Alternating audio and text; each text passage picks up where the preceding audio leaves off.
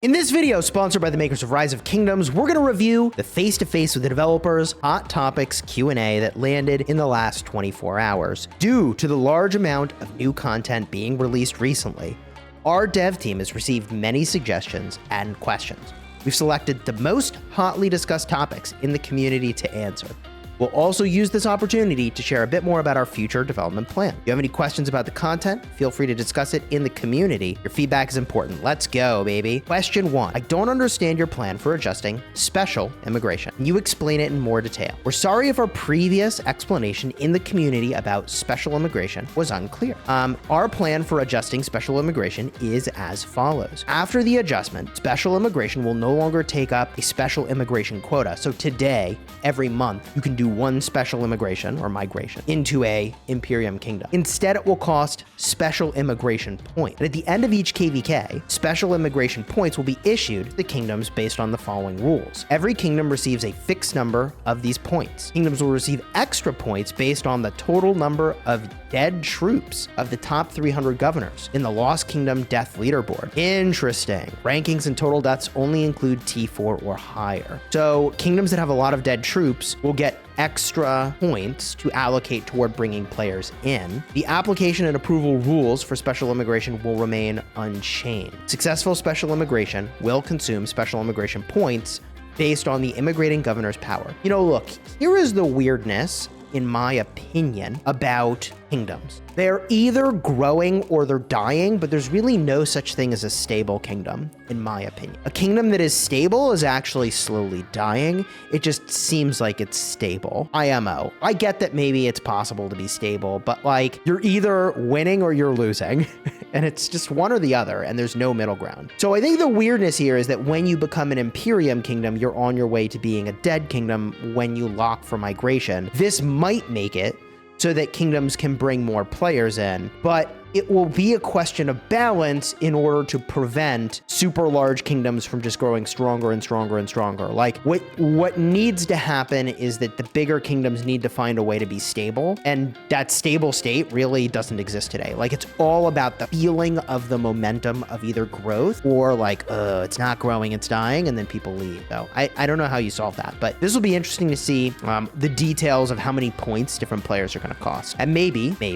not. These bigger kingdoms can get more players in. We'll see. Q2, how are you planning on improving the experience for new kingdoms? The answer is that new kingdoms have always been of great importance to us. And this makes sense, by the way. Like if new players aren't the prio, they don't become old players and then the game just dies, right? So it's new kingdoms have to be very important. We've always strived to improve their experience. We recently conducted a survey for kingdoms that had just entered in the season of conquest. And the complaints from governors focused on governors migrating into the kingdom that were too strong, making things unfair for native governors. Yeah, I mean, this just doesn't make any sense. The game is Season of Conquest. I know people want to avoid it by going back to KVK Season 2, but that's not what the game is. The game is Season of Conquest. And if you don't like that, the reality is that this is not the right game.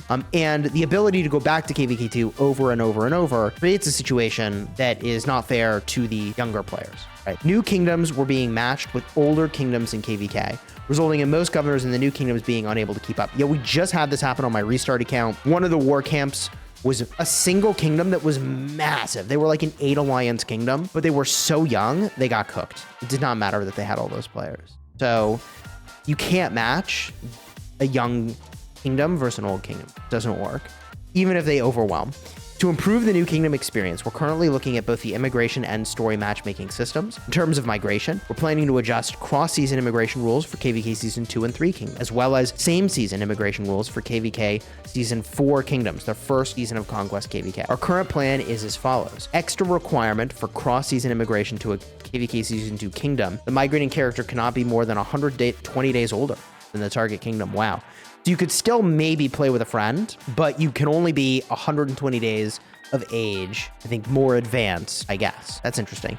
Extra requirement for cross-season immigration to a KVK Season 3 kingdom. The immigrating character cannot be more than 180 days older than the target kingdom, like half a year, right? And the extra requirement for same-season immigration to a KVK Season 4 kingdom. So KVK Season 4 kingdom, this is their first season of conquest. It's not KVK 5 and beyond. This only, I think, applies to KVK Season 4. The immigrating character cannot be more than 240 days older than the target kingdom. They're basically saying for KVK Season 2, for KVK Season 3 and your first KVK in Season of Conquest, people cannot migrate with super, super, super advanced accounts. Like, I can't migrate back to KVK Season 2, right? We will also be adjusting the quotas for the types of immigration listed above. So the number of people that can migrate in this way is going to be limited. In terms of story matchmaking, we'll be adjusting the matchmaking for kingdoms that have just finished KVK Season 4. And their next SOC, their first time participating in regular Season of Conquest story, these kingdoms will be matched as closely as possible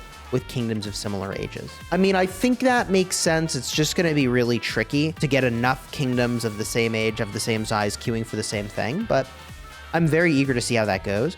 We hope these changes will allow new kingdoms and their governors as much time to grow and develop as possible, helping them smoothly transition to regular SOC matchmaking. Yeah, I mean, the issue is, here's the real issue, chat.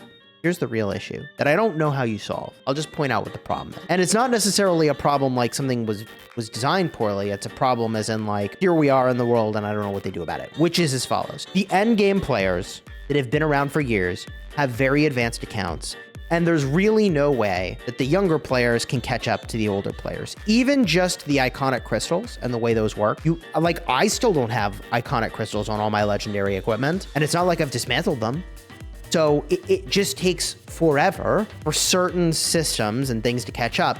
By the time these players have caught up, they're behind on a bunch of other things. So there's a need for a catch-up mechanic, but if the developers make a catch-up mechanic, the problem is that they can't undermine the efforts of the people that have been here for a long time and put a lot of time and money and effort into the things that they already have.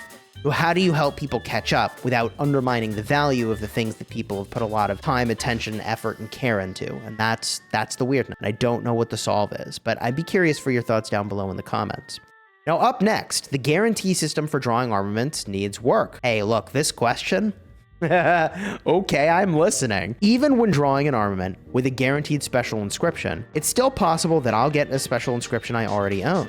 It makes it very hard to acquire certain special inscription armaments. How do you plan on improving this system? Yeah, so I will point out that, like, I used to be a top tier rally garrison, and I'm still okay. I've done everything within my control to be that, but at some point, the challenge here is that I have not gotten lucky with my special inscriptions. And so, like, compared to someone who's got a special inscription for every slot, like, I can't garrison. Like, they are the one who garrison. And so there's a lot of randomness, what I'm trying to say, influencing my ability to fulfill a role I used to be able to fulfill. We're sorry the armament guarantee mechanic hasn't met our governor's expectations. Based on the feedback we received in the community, we plan on making adjustments to the guaranteed special inscription system. The preliminary details of these adjustments are as follows. The guarantee system for rare inscriptions will remain unchanged. Every 150 legendary armaments you acquire for a given formation, you are guaranteed to receive an armament for that formation with at least a rare inscription. Okay, so that is not changing. The guarantee system for special inscriptions, so this is the legendary ones, will be optimized. When you receive a guaranteed special inscription armament, rather than the armament's type being randomly determined, you will be able to choose what armament's type to receive. Scroll, instrument, etc. Once you acquired a certain number of rare inscription armaments for a single formation, you'll be able to select an armament type and receive a special inscription armament of that type for that formation. Whoa, this is a lot. Hold on.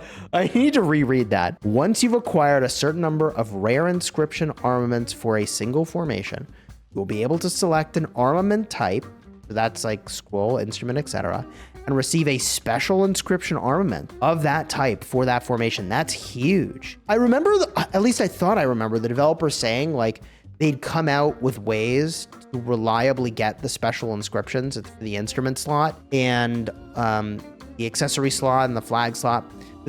Like the flag slot, I guess you can get over time, but two of these slots, we don't have a way to get consistent. We will also display the number of rare inscription armaments you've received in a row for a given formation in the armaments interface.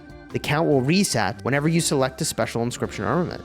Lastly, we are looking at every governor's armament acquisition history, and we'll send a compensation. So this sounds really cool. It sounds like there's actually a path to reliably getting the sort of set you would need to be relevant. I mean, right now there's like a dozen or 24 players in the game that have these special inscriptions. And for like half a year plus, they have been the dominant force in this game, whether or not you realized it. Like, Peltong, who was in 1034 and moved to 1960. Like, these guys with this absolutely disgusting armament sets, sounds like there is a pathway now for other people to also have that. These 3 issues are of great importance to our governors, so they're also very important to us. This is cool to hear. Like, you all said these things were a problem, so we prioed them as well. I like that. The 3 optimization plans listed above are preliminary. If you have any feedback or anything else, please don't hesitate to reach out in the official community platforms or via customer support. We'll be continuing to collect feedback from our governors and adjust our plans accordingly. Definitely let me know your thoughts down below in the comments. I would say overall, I'm actually, like, now that I've read this through a couple times, I read through it once this morning, and then now that I'm doing this video, I'm like, yes, this seems good. I like this change. It makes sense. The cross-season immigration, I think that also makes a lot of sense to go solve, because, like, look, the new player experience has to be crisp, or like the game gets into a weird spot. And I think the game is stable now. Don't get me wrong, but like this is the sort of thing the developers need to be doing to keep newer players in the game happy. And this first question about, like, this is for the older players of the game right here, where it's like, hey, my kingdom is dying because I can't bring in new players. So it's like, oh, well, maybe this will solve that. I don't know. We'll see how the point system works out. I think it's designed to make it so that large active kingdoms that fight a lot can bring in players without having to delete troops. Maybe that's the problem this is solving, honestly. Is like the biggest kingdoms in the game, they're all like, well, everybody go delete 1.5 million E5 troops now. No, not 1.5 million. That's a lot. That would be a lot. 1.5 million power worth of T5 troops. That. Delete 1.5 million power worth of T5 troops. Anyways, it's late. I'm tired. If you enjoyed the vid, throw a like on here, subscribe to the channel. Let me know your thoughts down below in the comments for this direction. Do you think it is good? Do you think it's bad? And also, what other problems do you think weren't in this top 3 that will be in your top 3 for things you would get a look at for Rise of Kingdoms? And in case you missed it, recently the full Smite talent tree was revealed. I'll have a card in the end screen right over here. You might want to go check that out. And if you missed the William Wallace video, check that as well. He's the commander that's going to have the Smite tree. You're going to want to go learn about him. He's going to be very powerful.